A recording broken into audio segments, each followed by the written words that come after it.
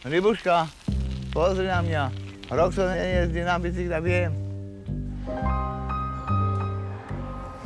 Toto je pekné, aha, že tabakový skriňový rozbor vývinu bútľavosti. A niečo obyčajné tam vyber. Nie sú tam iba také neobyčajné výmysly.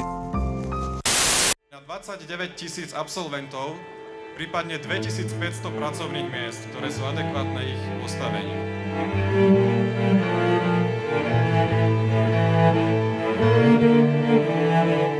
Mám pocit, že som tak nejak ani nečakal, že ma škola pripraví na skok do života. Teraz nemáš nič? Nie len bane, všetko fungovalo. Teraz ide maturovať. Fakt neviem, čo budem robiť.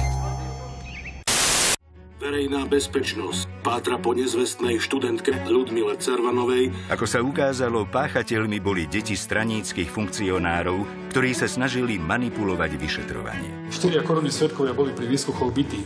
20 svedkov pod stálym psychologickým nátlakom a vydieraním. Ja sa vám k tomu nebudem vyjadrovať. To sú veci, ktoré sa nehovoria. 28. septembra v Pezinku o 13:00.